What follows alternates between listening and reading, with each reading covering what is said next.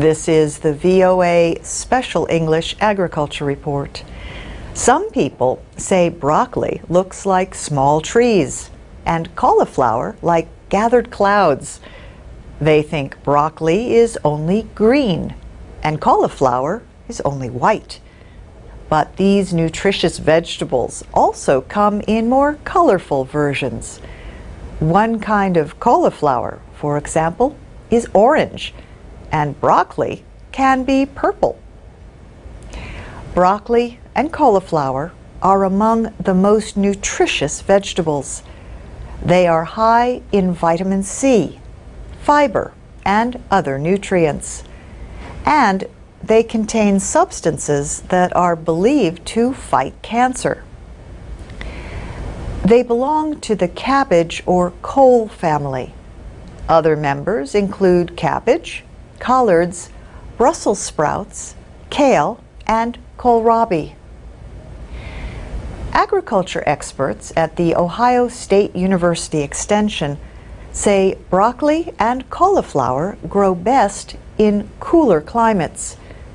They suggest planting them where the average daily temperature is between 18 and 26 degrees Celsius. Both crops grow best in sunshine and fertile, moist soil, but water should not be standing on the soil.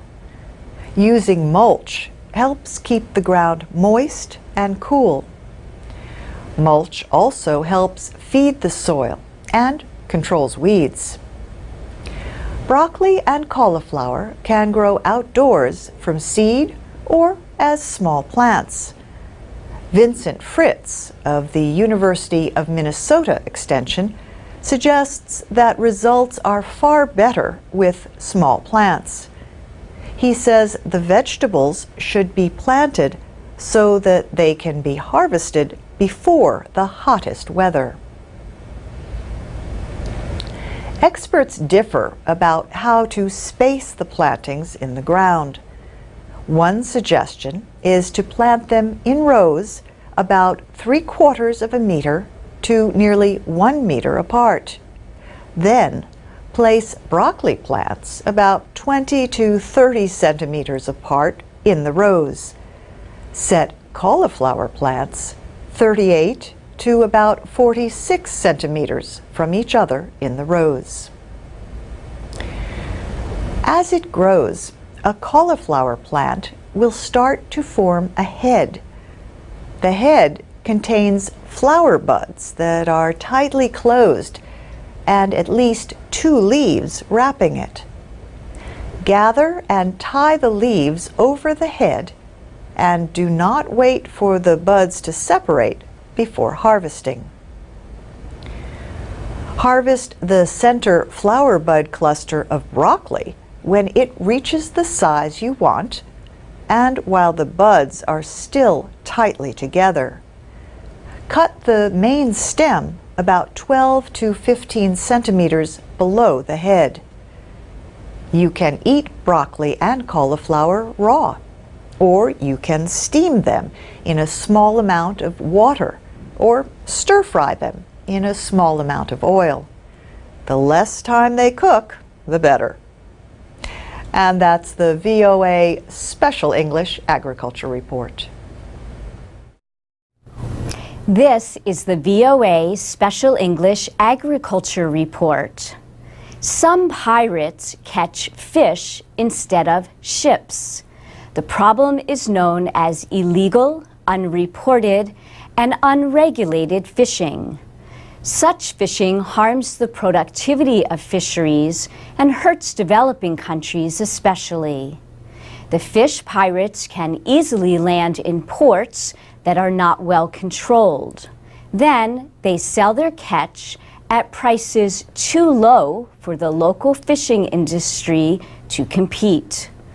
The catch may enter international markets, yet rob communities of needed food and raise the risk of fishery collapse. In November, the Governing Conference of the United Nations Food and Agriculture Organization approved a new treaty. The agreement, once it takes effect, will be the first under international law to target this problem. It has a long name, the Agreement on Port-State Measures to Prevent, Deter, and Eliminate Illegal, Unreported, and Unregulated Fishing.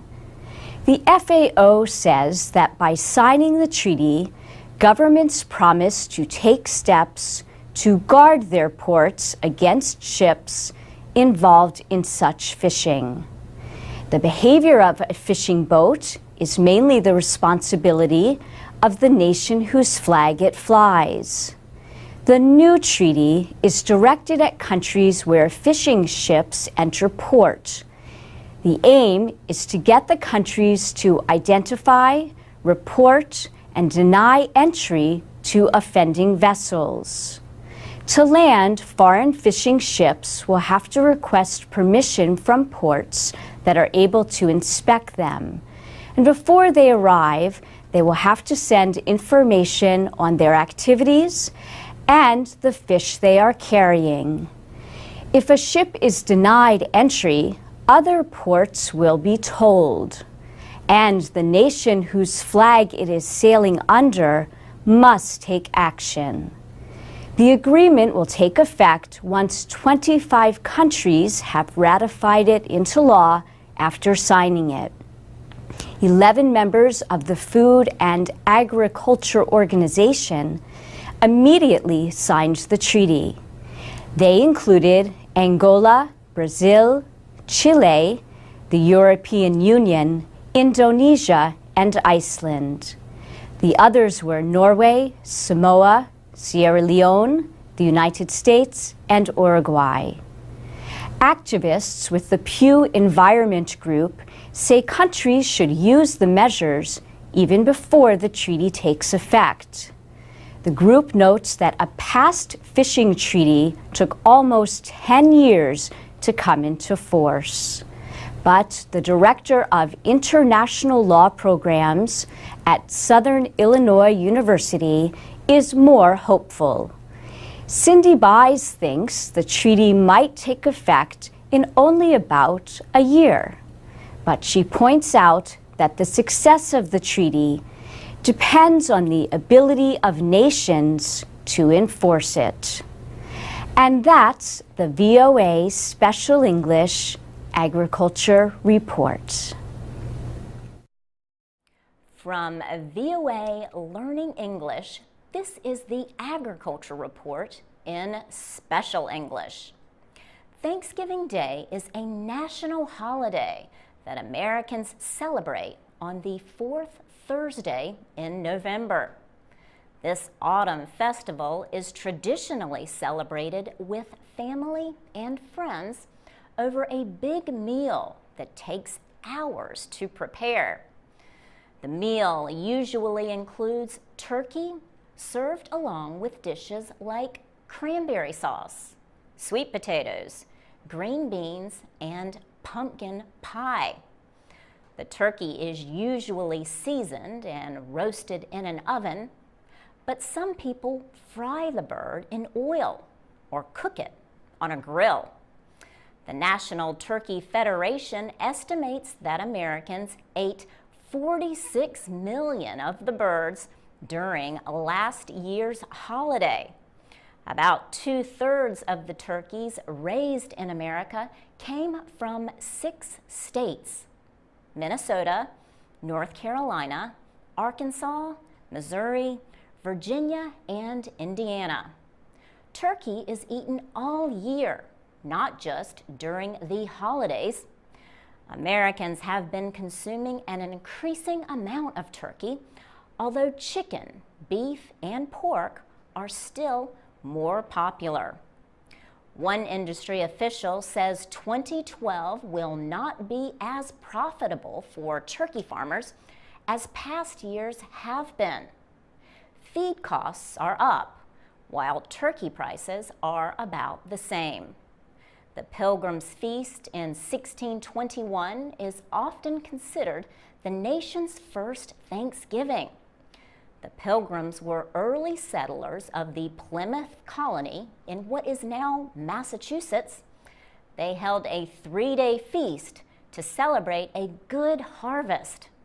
During the Civil War, President Abraham Lincoln declared the last Thursday of November a national day of Thanksgiving.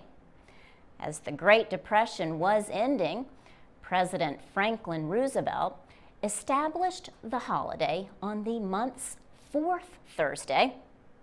He did not want to shorten the Christmas holiday shopping season in years when November has a 5th Thursday, as it did this year. For VOA Learning English, I'm Laurel Bowman. I'm Alex Villarreal with the VOA Special English Agriculture Report. For American soldiers, the move from the military to civilian life is not always easy. Military veterans have a 35% unemployment rate. This is more than 3 times the national average. And an estimated 100,000 veterans are homeless.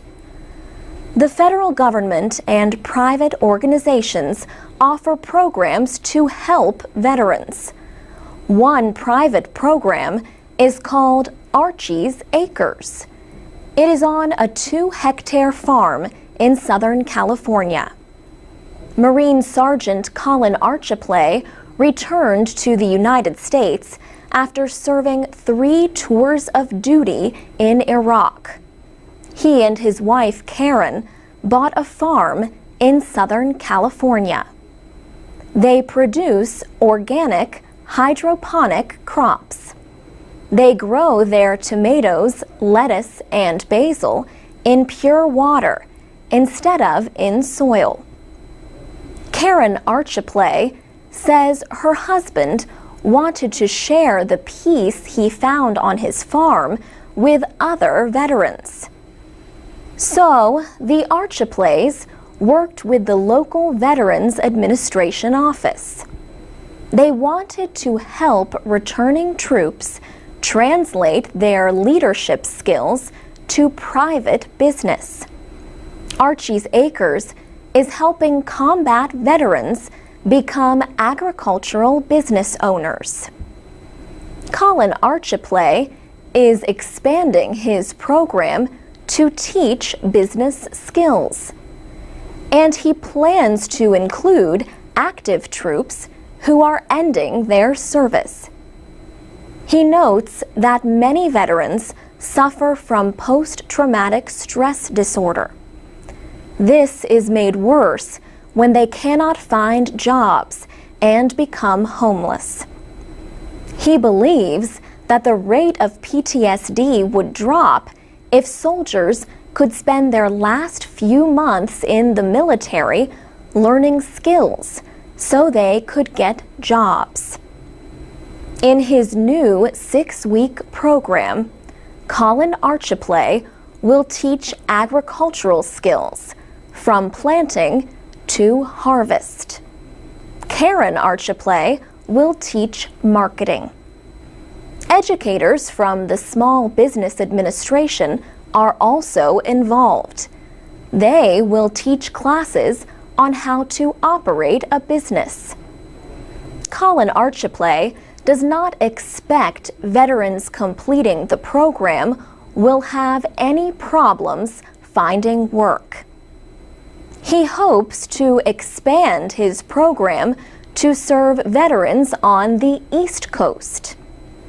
He is also planning to make his 6-week course available online, so anyone in the military, anywhere, can take the classes. For VOA Special English, I'm Alex Villarreal. You can find scripts, podcasts, and MP3s on our website, voaspecialenglish.com. And you can follow us on Facebook, Twitter, and iTunes at VOA Learning English. This is the VOA Special English Agriculture Report. In 1621, a big celebration took place at Plymouth Colony in what is now the state of Massachusetts. European settlers known as the Pilgrims were celebrating their autumn harvest after a winter of struggle. Other colonists held earlier ceremonies of thanks. But the Pilgrims' three-day feast is often called the nation's first Thanksgiving. President Abraham Lincoln declared a national holiday in 1863 during the Civil War. Today, families and friends gather on the fourth Thursday in November. And thanks to the United States Census Bureau, here are some facts about where their Thanksgiving meal comes from. The main dish is traditionally a turkey. About 2/3 of the nation's turkeys are produced in Minnesota and 5 other states. Producers are expected to raise 248 million birds this year, 2% more than last year. Popular side dishes include cranberries and sweet potatoes. Last year, North Carolina grew more sweet potatoes than any other state. Wisconsin is expected to be the top cranberry producer this year. People often finish the meal with pumpkin pie. Last year, Illinois grew the most pumpkins. California, New York, and Ohio were also major pumpkin producers. Thanksgiving is a big event, but buying a traditional holiday meal can be a struggle for the poor. So charity groups often hold food drives. In Denver, Colorado, volunteers were collecting donated items to fill 1,500 Thanksgiving baskets. Rodney Cunningham has been helping the group Volunteers of America for 3 years. He says this year the demand was greater than ever. One of the reasons why it's really important is because the economy is pretty bad and a lot of people have a need for extra food. They don't have any food at all. Jim White, Community Affairs Director at Volunteers of America, says people donated a lot of food. These individuals donated over 148 tons of food, but it takes a huge amount of food, as you can imagine, to do 1,500 food baskets complete with stuffing and cranberries and pumpkin and fresh produce, and then they are all topped off with a 15-pound frozen turkey. Mr. White says volunteers come from all over Denver to help. Thanksgiving should be viewed as a verb, not a noun. And what better way to give thanks than to help somebody out that you know is struggling right now? For VOA Special English, I'm Alex Villarreal. From VOA Learning English, this is the Agriculture Report in Special English. Severe food shortages in the Sahel area of Africa have affected 18 million people in 9 countries this year. This was the 3rd severe food crisis in 4 years in the area south of the Sahara Desert. How can the Sahel break its cycle of food insecurity? Aid workers are asking that question as this year's emergency eases. David Gressley is the United Nations Regional Humanitarian Coordinator for the Sahel. He says during a crisis, families eat just 1 or 2 meals a day. They take their children out of school. and they sell their animals and go into debt. These actions put them at greater risk in a future crisis. In fact, many of the families affected by this year's food crisis have yet to recover from earlier ones. Aid agencies sent food and emergency assistance. They supplied farmers with drought-resistant seeds, improved fertilizers, and medicines for livestock. Aid groups also worked to improve irrigation systems and grain storage. These measures dealt with short-term needs, but David Gressley says the work should not stop when the crisis eases. He says there is a need for targeted programs for these 18 million people. He says the programs should find ways to avoid crises so that people do not put their futures at risk just to survive. Aid groups say they are working to build the resilience of communities, to make them stronger during a crisis. David Gressley says this means taking steps like reducing child malnutrition and changing cultural practices that may be harmful. Building the resilience of poor people also means investing in food reserves and social protections like health care. Aid groups say prevention costs less than treatment. For VOA Learning English, I'm Alex Villarreal. From VOA Learning English, this is the Agriculture Report in Special English. The humanitarian situation in Somalia has improved. United Nations officials say the improvement is the result of new methods of aid delivery, more rainfall, and success against militants. Luca Alanovi is head of the United Nations Food and Agriculture Organization for Somalia. He says the situation has changed in a sustainable way. But he says those gains are at risk if the international community fails to support the Somali people. He warns of a possible return to conditions like those in 2011. That was when a famine emergency was declared in parts of Somalia. Many people died. Many others walked for weeks to reach areas with food and water. Luca Alanovi says the FAO used cash-based interventions to help during the famine and the season after it.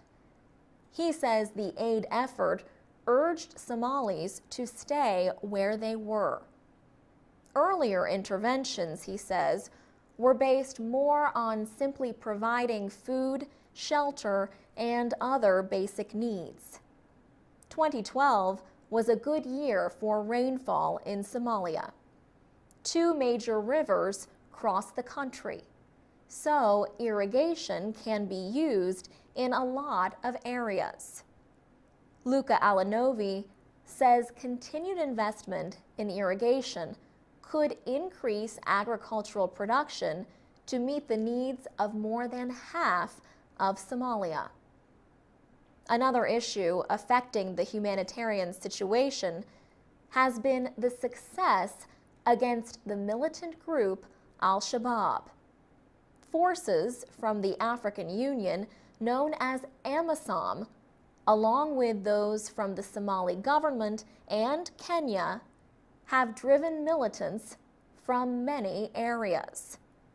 But Luca Alanovi says many rural areas remain under Al-Shabaab's control, and the military operation continues.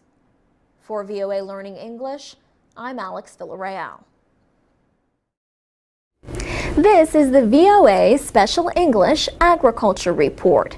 Trees and plants are called ornamentals if their main job is to add beauty and interest to a garden. Dogwood trees, for example, are a popular ornamental in parts of the United States. They produce white or pink blooms in the spring. Cherry and plum trees can also add beauty to landscaping, even if they never produce fruit. Ornamental trees and bushes or shrubs can serve other useful purposes besides just looking good. Some also smell good and can be used to make scented oils, for example, lavender and lilac.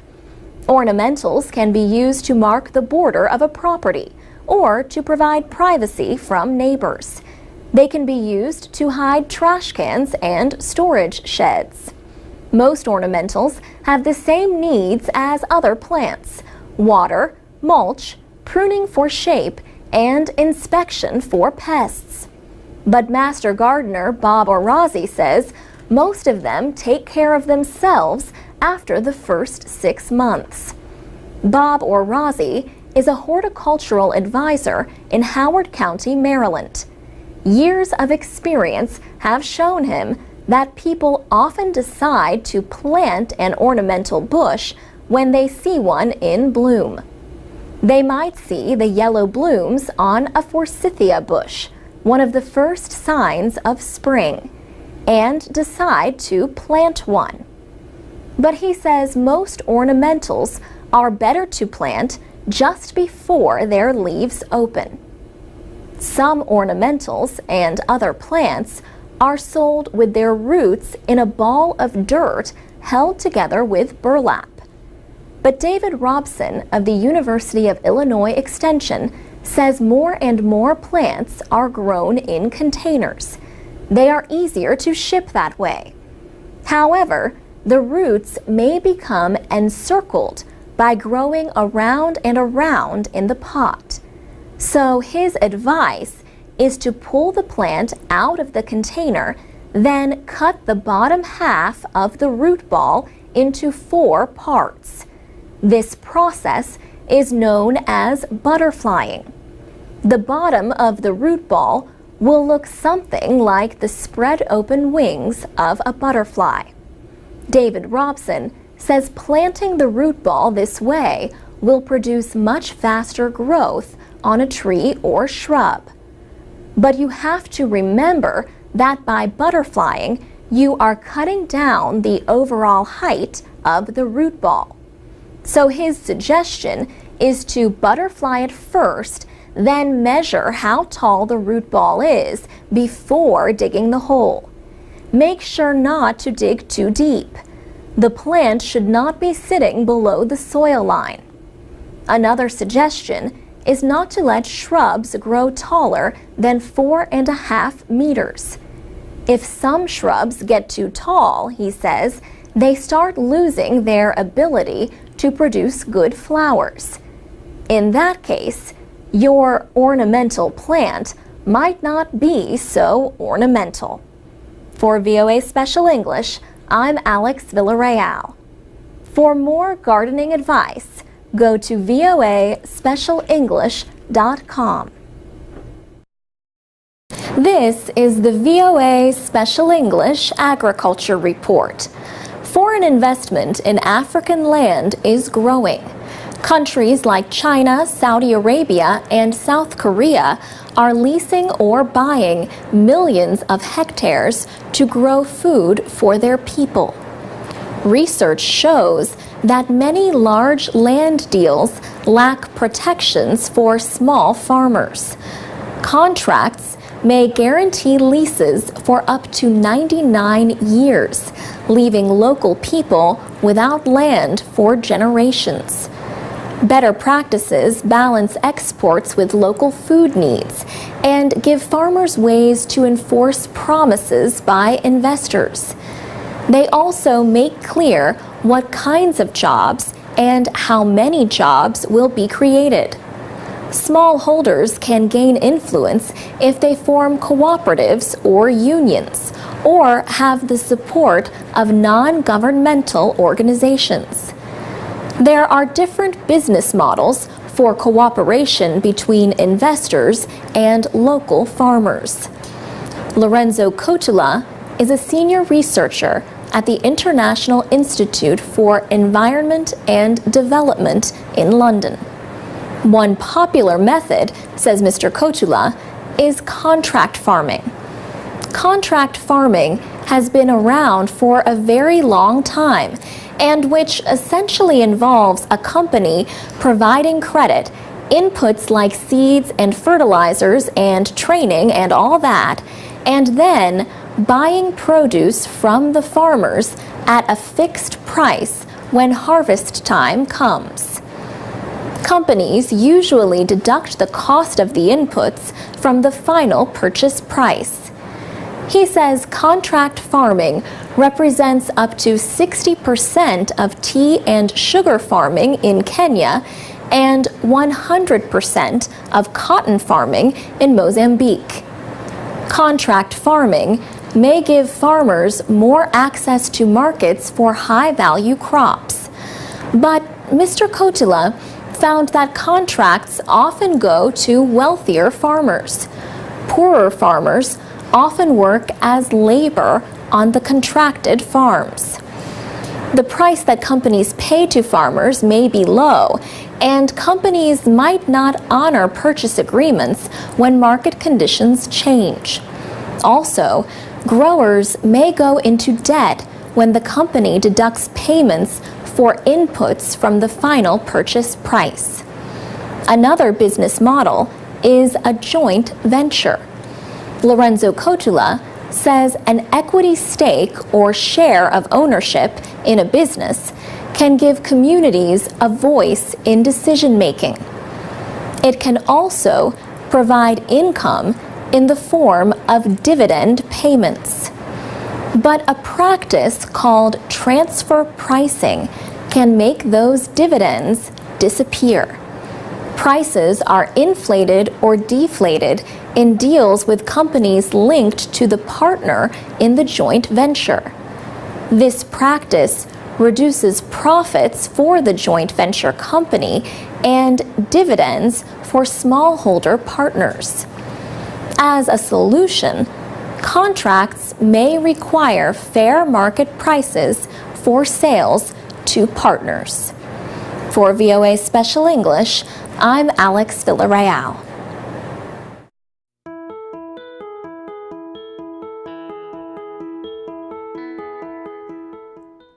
From VOA Learning English, this is the Agriculture Report. Kenyan farmers say a British ban on the plant known as cot will seriously affect their businesses and economy.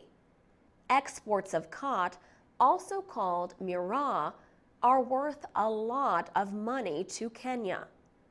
The farmers have exported the plant mainly to European countries and Somalia.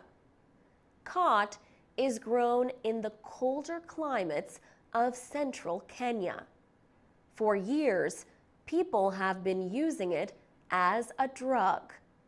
Chewing the leaves of the plant can increase the heartbeat and make a person feel more awake. Some Kenyan politicians and cot traders have called on the government to open talks with British officials to convince them to cancel the ban on cot. They say ending the ban would save Kenya's cot industry from collapse. Kipkorir Menjo is the director of the Kenya Farmers Association. He says the ban will affect tens of thousands of people. In July, British Home Secretary Theresa May banned the leafy stimulant. She warned that traders could use Britain to move cot illegally to other European countries. Cot is already banned in most European countries, including France, Germany, and the Netherlands. Kenyan traders exported about 20 tons of khat to the Netherlands weekly before the ban. Another 36 tons a week was sent to Britain. Kip Career Menjo says khat farmers and traders need to speak up so that Britain can lift the ban.